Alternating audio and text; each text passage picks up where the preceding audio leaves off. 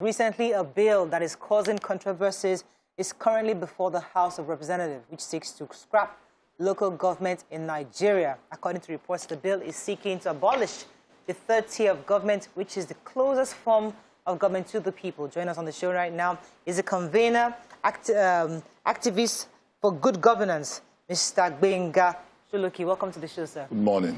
Do you think scrapping it would solve the problem, or strengthening it would be a better solution? Thank you very much. I think the person who is sponsoring that bill is ill-informed, and there is an anti-democratic element.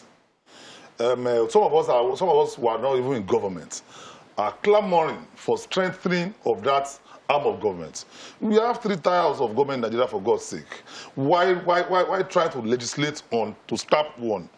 But what we are saying that, look, let us work towards strengthening the third tier of government. It is not just that they are not performing. It's not the reform per se.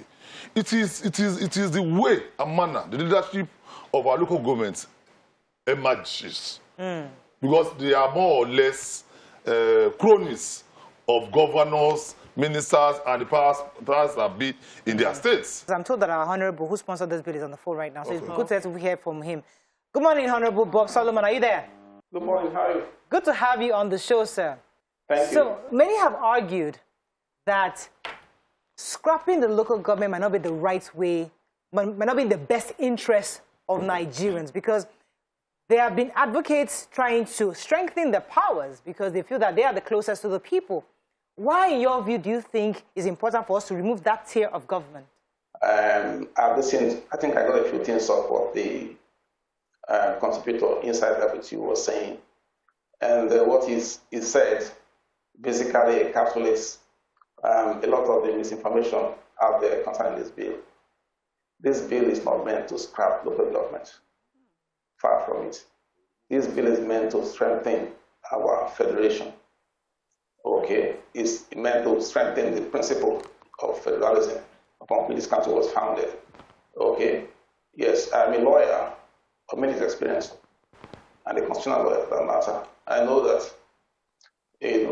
local government is not a tier of government in a federal system.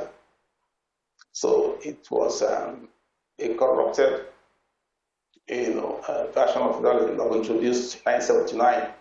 That was wrong. And we should never assume or proceed from the points of view of thinking that our constitution is, let's not apologize our constitution, thinking that everything is right with it. Okay. Our constitution, though we call it ground norm, it's not a ground norm, for speaking, because the true principles of the first principle don't apply to the constitution. What we do is to chip away from the constitution those elements of incongruity that not lend it to proper, federal constitution. One of which is this bill, regarding delisting. The word is to delist local governments as a tier of government. Convener, and I'd like you to respond to what the Honorable said earlier concerning delisting, not scrapping the local government. What are your thoughts on that? Number one, I have not reacted to the fact that the bill is about scrapping. But what we're saying is that even where it is today, where the local governments are today, they are not performing based on the fact that they have become appendages of the governors. So now, handing those over back to them will mean that we will not even have that tier of government. But there's no tier.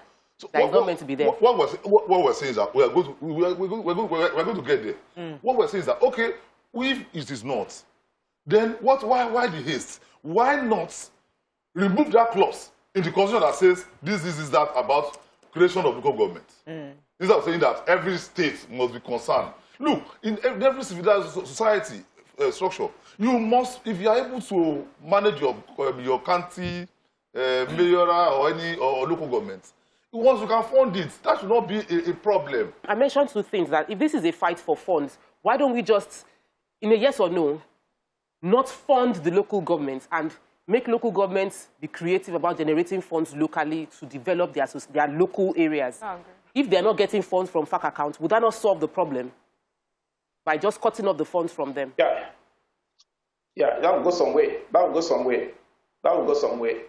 Okay, but so long as they remain a tier government, they have many other ways in which they can influence government policy decisions. Why don't we restructure properly? So we look at the matter from the beginning to the end, holistically.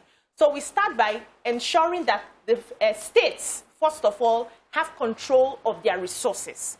Then the federal, which is now the center, is being paid something too. So when states can handle their resources, they will now determine how many local governments they need to serve the people. Don't you think that should have been the flow of things? Yeah. Your argument is valid. Okay, I am for full and whole-scale restructuring.